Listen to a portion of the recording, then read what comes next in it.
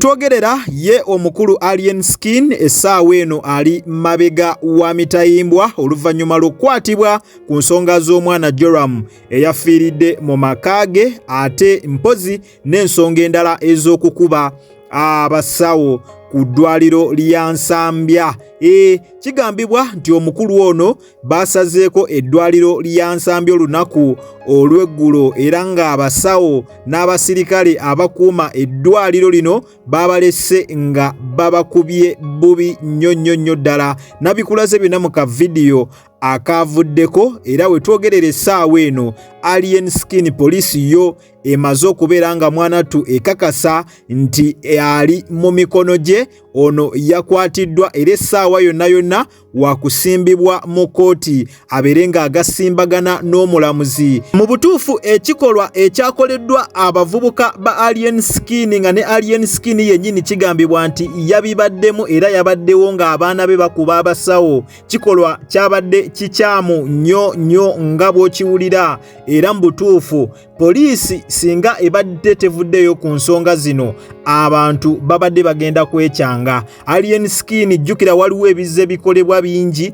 abadde yeenyigira nnyo mu mbeera ez'okubeera nga bakuba abantu naye nga poliisi temukwatako. Olumu nga bakwata abo baana be batwala ne basiba naye Alien Skin n'amala n'abajjayo. Ne ku luno tubadde tumanyi bwe kigenda okubeera naye ate poliisi ekoze bulungi nnyo okubeera nga omuvubuka ono emukwata kubanga effujjo ku sayidi eyo ya Fangoni Forest libadde liyitiridde.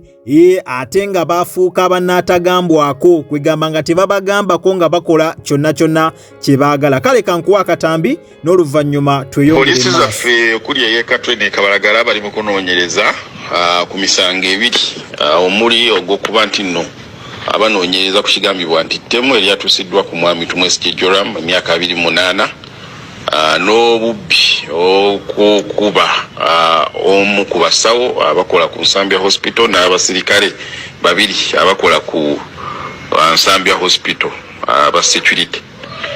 Bino byabaddewo olunaku olwajjo oluvannyuma lw'omwami Joram Tumwesigye yabadde aleeteddwa okuba tinajjanjabwa ku ddwaliro n'amala n'afa oluvannyuma lw'okuba nti no yaleeteddwa ng'alina ebiwundu bingi.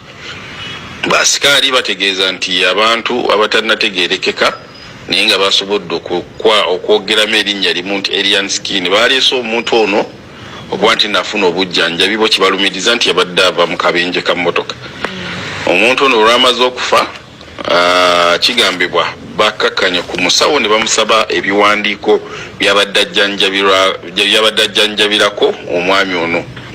Olwalemeddwa bibawa kuba babadde tebamanyi bye baddiringa nabo, kigambibwa bakakkanya ku basirikale babiri ne dokita ne babakuba era ne badduka. Poliisi yatuuse dda ku ground okwetegereza embeera omulambo gye gulimu nga kwotadde n'abasawo bano abakubiddwa, omusawo yakubiddwa ne basikaali era ng'okunoonyereza kutandise okuzuula bani abali emabega w'ekikolwa kino era bakwatibwe.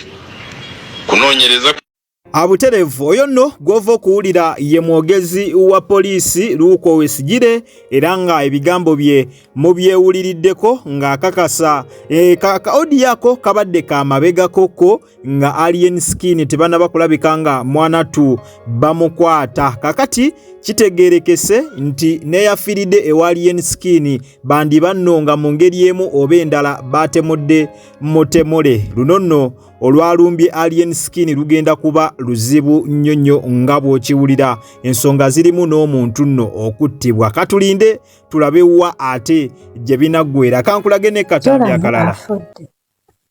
Ekintu ekyangu ekyokunnyonnyola nti yafunye accident. Naye ekibuzo kiri nti eddwaliro lya Nsambya St. Francis lwaki mugaddewo nga CEO azze okufuna lipooti? Era ekibuzo ne kibeera nti Nsambya Hospital oba St. Francis Hospital mulina eggwanika. Naye kijja kitya nti ate omulambo gwa Joram ssaawa zino guli Mulago. kino ekintu kitono nnyo mubadde musobola okunnyonnyola kubanga n'omwana omuto akimanyi nti omuntu yenna afunye accident kibeera beta ate n'akosebwa kitegeera okusinga omuntu afunye accident n'asigala nga mulamu nga talina biwundu nti oyo omuntu atalina biwundu ate yaba akoseddwa nnyo okusinga ono eyafunye ebiwundu era naffe tukimanyi nti oyo omuntu abanga afunye accident n'atakosebwa kimwanguyira okufa mu budde bwonna bwe tubadde tetusuubira era kibadde kyangu kyakunnyonnyola nti owaayi kino ne kino ne kino ne kino kyekimuviiriddeko okufa yadde ejjo mwamukebedde nga mulamu muyinza okuba nga temwakebedde mutwe ng'oluusi omusaayi gwagenze ku bwongo nga temwakitegedde nakyo mubadde musobola okinnyonnyola naye ekibuuzo kiri nti lwaki mugaddewo eddwaliro nga CEO akimye ripooti ate lwaki omulambo gwa Jola mu ssaawa zino guli mu Mulago ng'ate nammwe muyina mokyale mwagala tugamba nti embeera yabadde mbi nnyo nga kati embeera esusse nga temumusobole ne mumutwala e Mulago oba mututteyo omulambo wabula bizibu byategeera bizibu byakola ki Yes buterevu embeera nno bwetyo bweri ku saidi zeeyo ng'abaana ba Fangoni Forest beebuuza ebibuuzo bingi ku Joram eyafudde nga bagamba mu ddwaliro ate byatambudde bitya lwaki abasawo bakutte omulambo ne baguddusa mu ddwaliro Mulago ebiseera bisinga bwe kityo bwe kibeera omulambo guba gulina okutwalibwa mu ggwanika Mulago eyo nga postmortem gyeyina okubeera nga ate munange eddukanyizibwa era ensonga lwaki omulambo gwaddusiddwa ne gutwala eyo ne ripooti gye babadde basaba mu ngeri emu oba endala si be bateekeddwa okubeera nga ate munange bagisaba naye nga abaana ba Fangoni bo babadde banyiivu nnyo nga bw'okiwulira era okukakkana nga bo abasawo babayisizaamu empi abaana ku social media si basanyufu yadde n'omulundi n'ogumu olwakino abaana aba Fangoni Forest kye bakoze bagambye ekintu kyabadde kikyamu nnyo tosobola kuddira professional doctor n'omuddako n'ekitiibwa kye kyonna n'okiweebuula n'oddawo n'omukuba empi mu butuufu ekyakoleddwa kyabadde kikyamu ffenna mu nsi muno tuyimiriddewo lwa abasawo abo be babeezaawo obulamu bwaffe tosobola kuddaawo n'omuddako n'omujooga n'omutyobola bw'otyo nga oluusi n'omusaala gwe bafuna basajja battu ne bakazi battu si mungi si gwe guli awo ogusanyusa bakolera bunusu bakolera obusente butini nnyo ate ku busente obutini kwogasse n'okubeera nga ate overi obamanyiire obayiseemu empi obajooge mu butuufu ekikolwa ekyo kibeera unfair naye nga wetwogerera ye Alien Skin atemeza mabega wa mitayimbwa naye nga bo ba social media in-laws basanyufu nnyo ebiyitiridde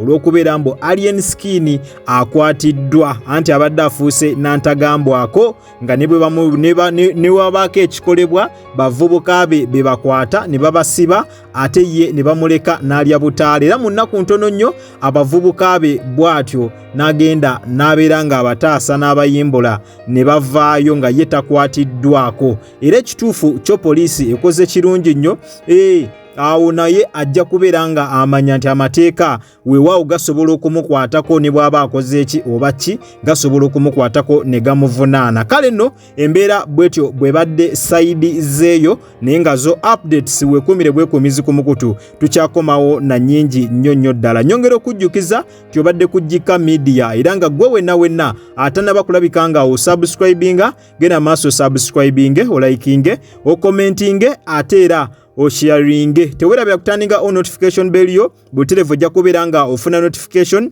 buli lwembeera nga nkuteereddeyo video empya nakugamba wosanga kalango wonna tokaskipinga kubanga engeri gyonza okulabika nga ate munnange osupportingamu emirimu gyange gino kwatawo mu kigalo butere video ino ojja kubeera nga ogimperedde like mwabatobera ebweru w'eggwanga kusana mmwe abatobera waka mu ggwanga Uganda nyongera okubebaza timwebale nnyo mwebalire ddala temujjanga okwo omukama abampera ekyo kyennyini kyemusingira ddala okwagala. Kale munzikirize mberekereze akuume atakuumira mpeera.